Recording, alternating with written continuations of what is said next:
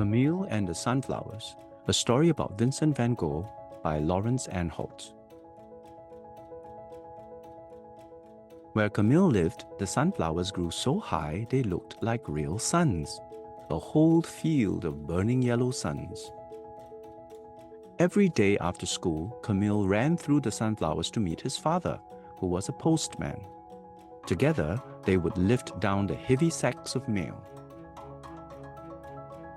One day, a strange man arrived in Camille's town. He had a straw hat and a yellow beard. He looked around with quick brown eyes. "I am Vincent, the painter," he said, smiling at Camille. Vincent moved into the yellow house at the end of Camille's street. He had no money and no friends. "Let's try and help him," said Camille's father. So they loaded up the postcart with pots and pans and old furniture for the yellow house. Camille picked a huge bunch of sunflowers for the painter and put them in a big brown pot. Vincent was very pleased to have made two good friends. Vincent asked Camille's father if he would like to have his picture painted, dressed in his best blue uniform. "You must sit quite still," said Vincent.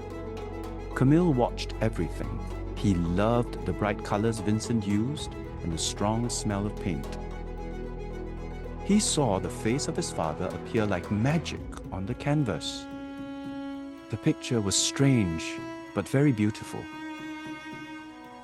Vincent said he would like to paint the whole family: Camille's mother, his big brother, his baby sister, and at last, Camille himself. Camille was very excited. He'd never even had his photograph taken. Camille took his painting into school. He wanted everyone to see it. But the children didn't like the picture. They all began to laugh. Then Camille felt very sad. After school, some of the older children started teasing Vincent. They ran along behind as he went out to paint. Even the grown-ups joined in. "It's time he got a real job," they said, "instead of playing with paints all day." All that afternoon, Camille sat watching Vincent work. It was very hot, but Vincent worked fast. He painted the sunflower fields and even the sun itself. "He is the sunflower man," thought Camille. "If I were rich, I would buy all your paintings," he said. "Thank you, my friend," laughed Vincent. When Camille and Vincent came back from the fields, some children from Camille's school were waiting for them. They shouted at Vincent and threw stones. Camille wanted them to stop, but what could he do? He was only a small boy. At last, he ran home in tears. "Listen, Camille," said his father. "People often laugh at things that are different, but I've got a feeling that one day they will learn to love Vincent's paintings." That night, Camille had a strange dream. He saw Vincent standing in the moonlight high above the town. He had stuck candles on his hat so that he could see. The sunflower man was painting the stars. Early next morning, Camille was woken by a loud knocking at the door. Some men from the town had come to see his father. "Listen, postman," they said. "We want you to give this letter to your friend.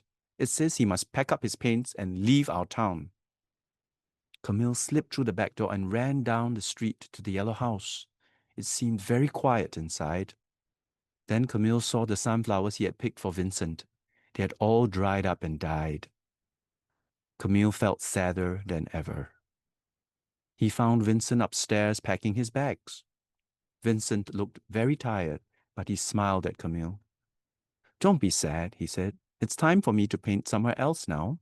Perhaps people there will like my pictures. But first, I have something to show you."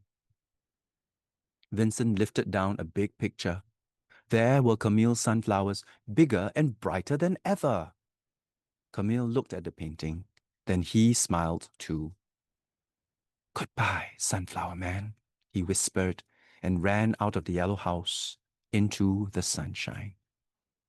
The end.